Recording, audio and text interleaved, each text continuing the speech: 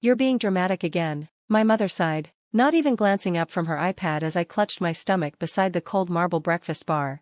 Eat your toast, Jordan. We're not going to be late because of this. My name is Jordan Hayes. In 2019, I was 17, living in Phoenix, and fighting more than just a mysterious illness. I was fighting to be believed.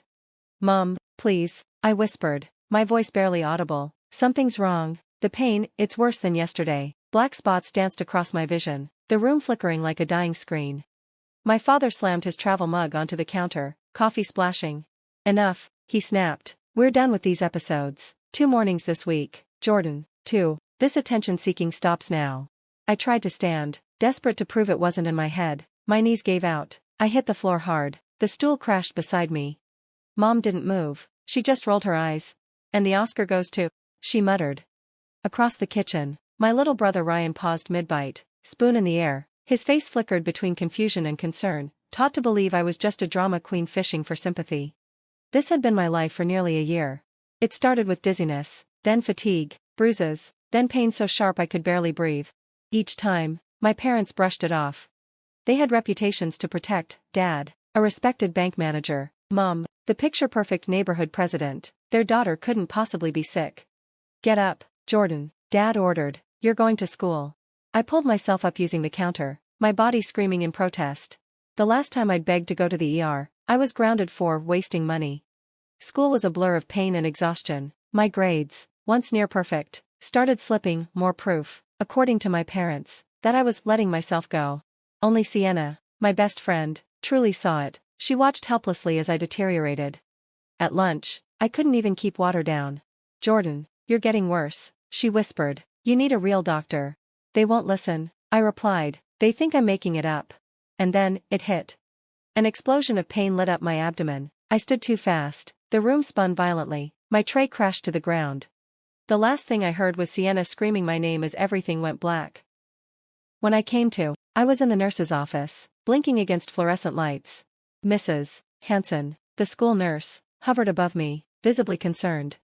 I've called your parents, she said, and this time, they're going to listen. 20 minutes later, they arrived, irritated, not worried. We're so sorry, my mother said sweetly, adjusting her blazer like nothing was wrong. Jordan has been. Mrs. Hayes, Mrs. Hanson cut in sharply. Your daughter's blood pressure is dangerously low. She's severely anemic. These bruises, she gestured to my arms, are not normal. I can't let her leave without seeing a doctor. My father's jaw tensed. Are you threatening us? I'm protecting her, the nurse replied. Take her to the hospital now, or I'll call an ambulance. For the first time, I saw them falter. Fine, Dad muttered, but when the doctor tells us she's fine, expect to hear from our attorney. The drive was silent. Mom mumbled about how dramatic I always was. Dad gripped the wheel like he could crush it. In the back seat, I bit down nausea and fear. I just wanted someone to believe me. At the ER, they ran blood tests immediately. My parents sat stiffly in the corner, eyes glued to their phones, preparing another speech about wasted resources. Then the doctor returned. His expression was no longer neutral. Mr. and Mrs. Hayes, he said, his tone grave. Even my father straightened. Your daughter's test results show several severe abnormalities. Her white blood cell count is extremely high. Her platelets are dangerously low. My mother blinked, stunned. What does that mean? The doctor looked at me, his expression softening. She needs to be admitted, immediately. These results are consistent with leukemia. The word cracked through the room like a lightning strike. Leukemia. The nightmare I'd silently feared through every sleepless night, every spike of pain, the same pain my parents brushed off with sighs and rolled eyes, now had a name. My father stood abruptly, color draining from his face. For once, he had no words. This is ridiculous, he snapped, voice sharp as broken glass. She was fine months ago. She's been exaggerating for attention, and now you're throwing around reckless diagnoses? The doctor didn't flinch. Mr. Hayes, he said, holding up my lab results like courtroom evidence. These numbers are not subjective. If we don't begin treatment immediately, your daughter's life is at risk. My mother turned ghostly pale. But, we thought she was being dramatic. We didn't know. You thought wrong, the doctor interrupted, tone flat. And I'm deeply concerned by how long her symptoms were ignored. How long has this been going on? I barely found my voice. 8 months, I whispered. His face darkened. 8 months, he repeated, stunned. 8 months of untreated leukemia. Then he looked at my parents, not with pity, but with restrained fury. Do you understand what that delay may have cost her? For the first time, they were speechless. The perfect image they clung to was cracking under the fluorescent hospital lights. Everything after that became a blur. I was wheeled into oncology. A nurse named Maria welcomed me gently, her voice a calm anchor in the storm. She glanced at the bruises blooming along my arms and quietly said, "We've got you now, sweetheart, you're not alone anymore." My phone buzzed on the side tray. It was Sienna. "Mrs. Hanson told me, I'm so sorry, Jay, I knew it wasn't in your head." With trembling fingers, I replied, "You believed me, that's what mattered." In the corner of the hospital room, my parents sat in stunned silence, small, crumpled versions of themselves. My mother's mascara had melted into tear streaks. My father, always so unshakable, now looked hollow. Dr. Matthews entered with a clipboard. "Jordan, we're starting aggressive chemo tonight," she said, her tone soft but urgent. "The cancer has advanced significantly due to the delay." My dad opened his mouth to protest, but Dr. Matthews raised a hand. "Mr. Hayes, let me be clear. Had Jordan received proper medical attention when her symptoms began, we'd be having a very different conversation." Her words hit like a blow. My mother broke. My father paled. "I told you," I whispered through the tears. "I begged you to believe me."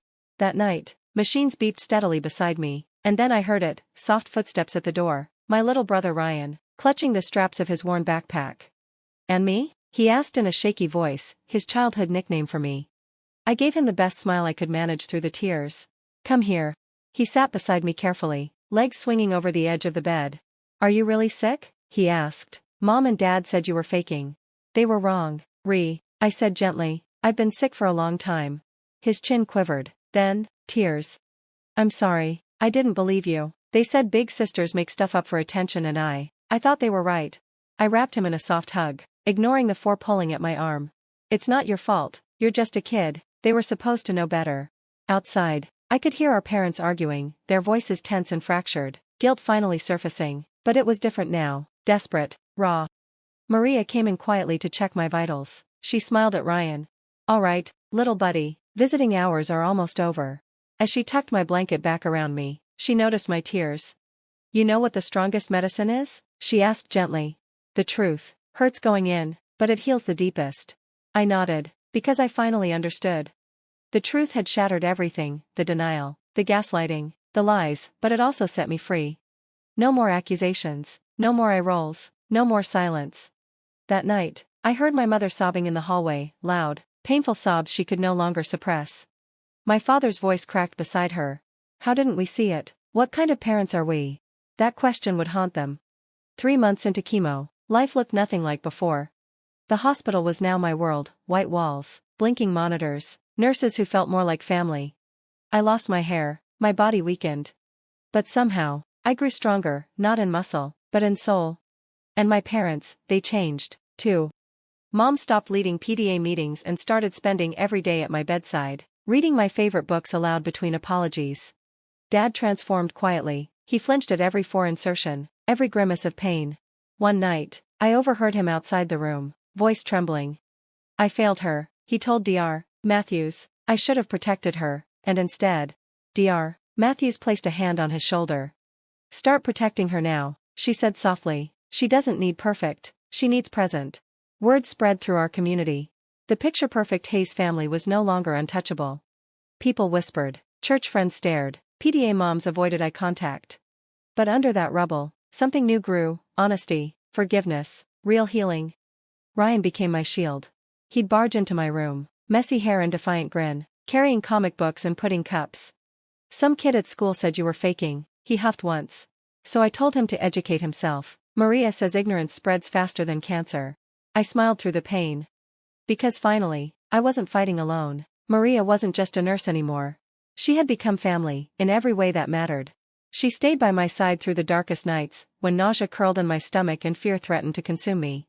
"You're the strongest soul in this hospital," she'd whisper as she tucked the blanket around me. "And don't you dare forget it." Then there was Sienna, relentless, loyal Sienna, who brought me algebra homework and gossip, like medicine for the soul. She didn't just believe me. She made sure the whole world did. She launched a school fundraiser for cancer research and even wore a bald cap the day I started losing my hair. "Solidarity," she said with a wink that made the sterile walls feel a little less cold. 6 months into treatment, Dr. Matthews called a family meeting.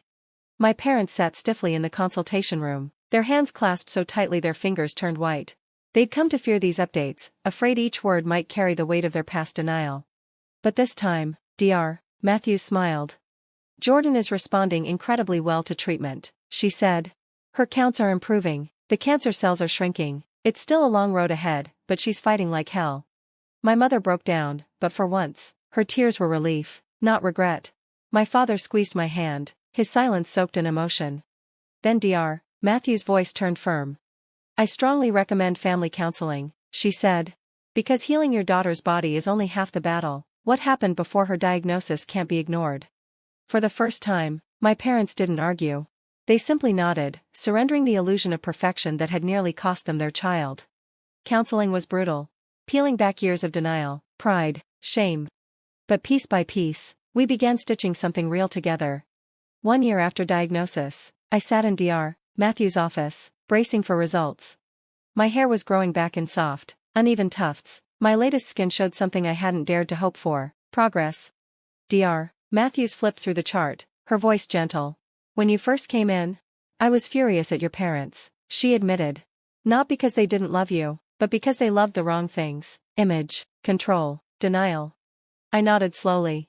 They've changed, I whispered. We all have. That night, we celebrated in my hospital room.